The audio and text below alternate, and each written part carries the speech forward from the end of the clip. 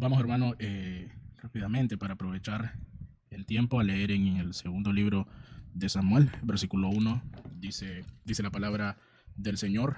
David volvió a reunir a todos los escogidos de Israel, 30,000, y se levantó David y partió de Judá con todo el pueblo que tenía consigo para hacer pasar de ahí el arca de Dios, sobre la cual era invocado el nombre de Jehová de los ejércitos, que mora entre los querubines. Pusieron el arca de Dios sobre un carro nuevo y la llevaron de la casa de Abinadab, que estaba en el collado. Y Usa y Ahio, hijos de Abinadab, guiaban el carro nuevo. Cuando lo llevaban de la casa de Abinadab, que estaba en el collado con el arca de Dios, Ahio iba delante del arca, y David y toda la casa de Israel danzaban delante de Jehová con toda clase de instrumentos de madera, con arpas, salterios, panderos, flauta y címbalos. Muy bien, hermanos, vamos a tratar de seguir quizás un poco sacando aspectos importantes de la vida de este gran hombre de Dios como era David. Y ahora nos encontramos, hermanos, con un David que quizás pudiésemos decir que estaba en uno de sus mejores momentos. Había sido reconocido como el rey de todo Israel, había conquistado Jerusalén y había derrotado filisteos. Políticamente pudiésemos decir que era un rey exitoso, y militarmente también pudiésemos decir, hermanos, que era un hombre victorioso.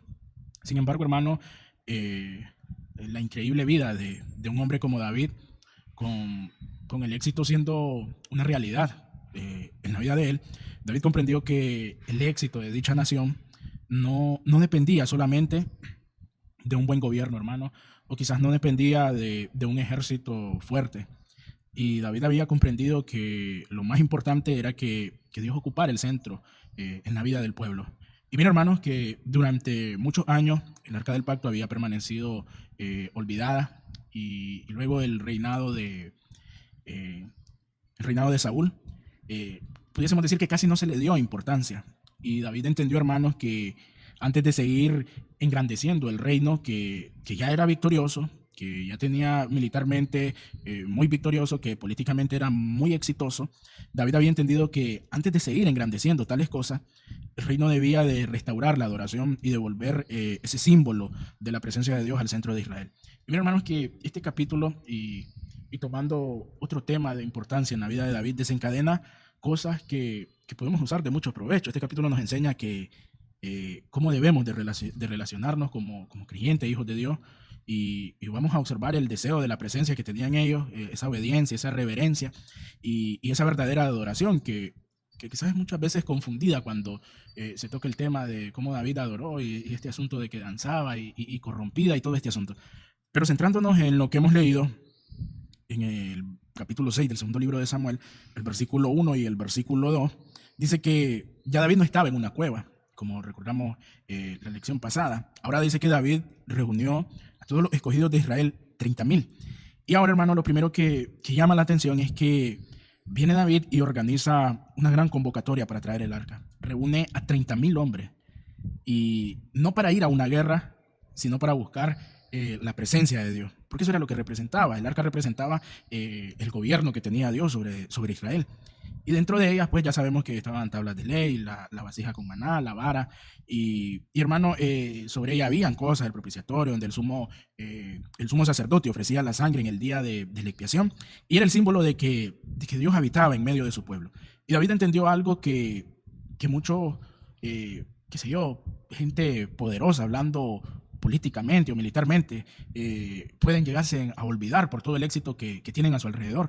Y un reino puede llegarse a olvidar que un reino puede ser fuerte militarmente, pero puede estar débil espiritualmente. Y por eso él decidió que Jerusalén no solo sería la capital, por así llamarlo, política, sino también tenía que ser el centro de la adoración. Y viene Saúl, en el reinado de Saúl, hermano, él se preocupa por conservar el trono. Pero David extiende su preocupación a la presencia de Dios. Y esa diferencia, hermano, explica, ¿verdad?, por qué uno perdió el reino y el otro fue llamado un hombre conforme al corazón de Dios. Y mira, hermanos, que podemos aprender de esta búsqueda que hace David con 30,000 hombres. Podemos aprender que hoy también nosotros podemos caer en el error que en su tiempo cayó Saúl, de preocuparnos más por diversas cosas, que vaya usted a detallar las cuales puedan ser, que son muchas, que nos podemos preocupar por otras cosas y no quizás por la comunión que podemos tener con Dios. Y la pregunta que pudiésemos hacernos al ver la preocupación de un hombre como David que decide, que decide entender y comprender, porque en el versículo 1 y 2 que hemos leído, David nos enseña que él había entendido que el éxito sin Dios estaba incompleto. Él tenía éxito militarmente, tenía éxito políticamente, pero él sabía que no bastaba solo con eso. Y la primera cosa que podemos aprender de David es que el éxito sin Dios puede llegar a ser incompleto. Y mire que luego dice el versículo 3, pusieron el arca que lo hemos leído.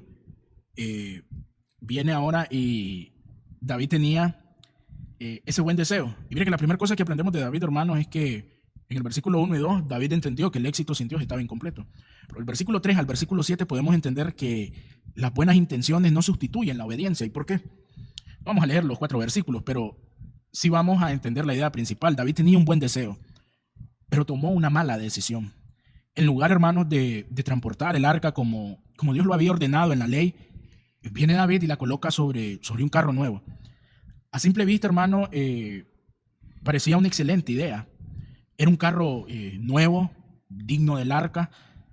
Sin embargo, hermano, Dios nunca había pedido un carro. No había dicho que era un carro, perdón. Había ordenado que los levitas la llevaran sobre sus hombros mediante las varas que iban a preparar para ellos. Y hermano, David probablemente imitó el método que habían usado los filisteos cuando devolvieron el arca. El problema fue, hermano, que Israel no debía de copiar a nadie ni a los filisteos, debía de obedecer la palabra de Dios. Y mire que con David, del versículo 3 al versículo 7, podemos también saber que las buenas intenciones no sustituyen la obediencia, porque quizás aplicando algo que podemos aprender de lo que hace aquí David, es que muchas veces, hermanos, muchas veces nosotros pensamos que si nuestra, ¿cómo decirlo? Que quizás si nuestras intenciones son buenas, Dios aprobará cualquier método.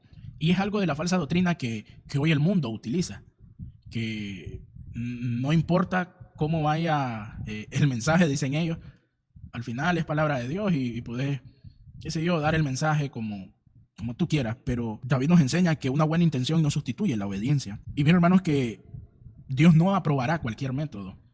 Dios aprobará el método que Él ya dio. Este pasaje nos demuestra que Dios no solamente observa el corazón, como así lo enseña hoy el mundo. A Dios le importa la obediencia. Y mira, hermanos, que Jesús dijo: si me amáis, guardad mis mandamientos. Y pues es demostrable por la vida de David que el amor se muestra pues obedeciendo. Entonces David, hermano, nos enseña al versículo 3 al versículo 7 que las buenas intenciones no sustituyen la obediencia. Ya nos enseñó David que el éxito sin Dios es incompleto. Pero también nos enseña que las buenas intenciones no sustituyen la obediencia. No basta solamente, por así decirlo, con quedarnos con el preguntar ¿realmente funciona? Sino que, hermanos, preguntarnos, o sea, realmente es bíblico, porque la eficacia que pueda traernos cualquier método no va a poder reemplazar nunca la fidelidad al consejo que ya Dios dio. Pero ahora traslademos el versículo 6. Y dice el versículo 6 que cuando llegaron a la era de Nacón, Usa extendió su mano al arca de Dios y la sostuvo porque los bueyes tropezaban. Y el furor de Jehová se encendió contra Usa. Ahora, la tercera verdad que David nos enseña es que la santidad de Dios debe de ser tomada en serio, hermano. Mire que tropiezan los bueyes, este hombre viene, extiende la mano para sostener el arca y muere inmediatamente. Hay quienes consideran quizás demasiado severo este castigo. El problema no lo simplifiquemos a solo tocar el arca. El problema comenzó mucho antes, porque el verdadero problema llega cuando decidieron, hermanos, transportarla de una manera que Dios no había autorizado. No era lo que Dios quería. Además, este hombre había crecido a Usa cerca del arca y probablemente se había acostumbrado a su presencia.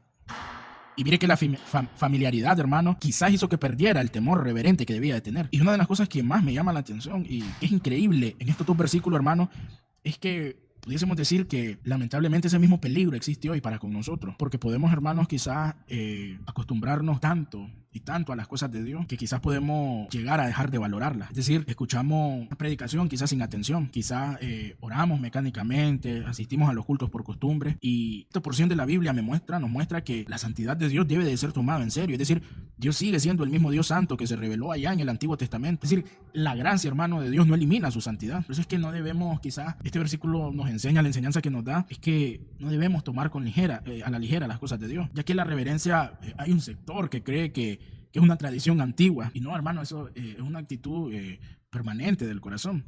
Así que David ya en esta porción de la Biblia nos enseñó que el éxito sin Dios es incompleto, nos enseña que las buenas intenciones no sustituyen la obediencia, nos enseña que la santidad de Dios debe de ser tomada en serio, pero también nos enseña, hermano, que la santidad de Dios debe de ser tomada en serio. Y nos enseña que David toma en serio la santidad de Dios, pero actúa con toda la humildad del mundo para reconocer su error. Versículo 8 al versículo 11, por el tiempo no lo vamos a leer, pero después de la muerte de este hombre de Usa, David se llena de temor y viene y toma una decisión, detiene el traslado, para el traslado. Y me imagino que ese tiempo lo usó para reflexionar, en lugar de insistir David de que Dios debía de aceptar su método.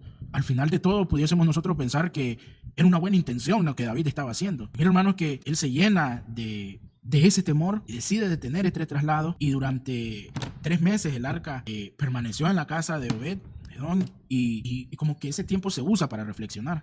Dejan de insistir con su método y David buscó entender cuál había sido el error. Más adelante en Crónicas nos encontramos que David reconoce claramente, que igual por tiempo no lo vamos a leer, pero en el capítulo 15 David reconoce que el problema fue no haber consultado la ley respecto a la manera, correcta de transportar el arca. Y ahora David nos enseña otra cosa, que los grandes hombres de Dios no son los que nunca se equivocan, sino los que saben corregirse, hermano, cuando descubren que están equivocados. Y esa es una de las cosas más difíciles en la vida nuestra. David tuvo la humildad para reconocer su error. Quizás a muchos de nosotros, en lo personal sí, en mi vida sí, cuesta reconocer un error, como diríamos nosotros, no damos nuestro brazo a torcer. Y el orgullo muchas veces, hermanos, insiste en que tenemos la razón, pero viene la humildad y esa sí busca hacer la voluntad de Dios, aunque eso, hermano, implique algo muy grande que nos cuesta hacer, que es reconocer un error nuestro. Y mira, hermanos, que luego David nos enseña que la presencia de Dios trae bendición a quien lo honra. El versículo 11, mientras esta arca permanece en la casa de este hombre, Dios bendice a toda la familia. Y mira, hermanos, sí que sucede algo curioso. Es muy interesante observar que la misma arca que produjo juicio para Usa fue bendición para Obed-Edom. Y mire, la diferencia no la marcó, o sea, no estaba en Dios, por así decirlo, sino en la actitud de las personas. Y ahí podemos aprender que la presencia de Dios trae bendición a quien le honra. La mayor bendición para un hogar, pudiésemos decir, no es la prosperidad económica, sino la presencia de Dios gobernando una familia. Imagínense usted, este hogar pasó a tener bendición. La presencia, el arca estaba ahí y fue bendito el lugar. Y es la misma bendición que puede llegar a un hogar, que David nos enseña y la Biblia, que se dio una prosperidad económica no se compara. La presencia de Dios gobernando una familia. Terminamos, hermano, el último punto de David en relación a esto, el versículo 12 al versículo 15. Esa misma obediencia produce gozo en ella. Dice que David vuelve a intentar traer el arca y ahí todo fue diferente. Ahí sí ya los levitas la cargaban sobre sus hombros, ofrecieron sacrificios, todo se estaba realizando conforme a la voluntad de Dios. La alegría que había en ellos no era algo superficial, sino era algo que nacía de saber que estaban obedeciendo pues a Dios. El verdadero gozo de ellos no provenía de hacer la voluntad de ellos, sino de hacer la voluntad de Dios. Y hermano, termina el capítulo con algo importante, ¿sí? No todos reaccionan igual ante la presencia de Dios. Mientras David adoraba, dice que Mical observaba desde una ventana. David estaba concentrado en honrar al Señor. Mical estaba concentrada en la imagen del rey. Ella juzgó la adoración por una apariencia. David adoraba desde su corazón. Y mire que al final terminamos de leer este capítulo, este versículo, terminamos por así decirlo, de leer la historia de David, estudiarla y todo. Y David va a ser recordado por su pasión por Dios. Pero Mical terminó viviendo una vida estéril, por así decirlo, porque esa crítica constante endurece el corazón, roba el gozo, la comunión con Dios, la comunión con los hermanos y todo este asunto. Porque siempre habrá quienes critiquen, personas que sirven con sinceridad, se gozan. Pero David entendió que lo importante no era quizás agradar a los espectadores, sino agradar al Señor. Y este capítulo, hermano 6, el segundo libro de Samuel, tiene mucha enseñanza en relación a David. Ya que no lo simplificamos al traslado de este objeto sagrado solo, sino que es un proceso, hermanos, mediante el cual David aprendió una verdad que nosotros como creyentes necesitamos recordar, y es que la presencia de Dios no podía y no puede ocupar un lugar secundario. David comenzó con entusiasmo, David comenzó con ánimo al inicio del capítulo 6. Tenía todo el entusiasmo, tenía todo el ánimo, pero no una obediencia. Dios lo corrige y él tuvo pues también la humildad para aprender. Y cuando volvió a intentarlo conforme a la palabra de Dios, la presencia del Señor llegó a Jerusalén en medio de sacrificios, sí, pero de adoración y de gozo. Ese es el camino para nosotros, hermanos, para toda familia, para todos nosotros como creyentes. Buscar la presencia de Dios, obedecer, reverenciar su santidad y adorarlo con ese corazón sincero. Y nos enseña, pues, es la rica enseñanza que tiene el capítulo 6 del segundo libro de Samuel. La presencia de Dios se disfruta cuando la buscamos de esa manera correcta que ya Dios la ha establecido. La obediencia con santidad, con humildad y con una adoración nacida de un corazón que está rendido a Dios.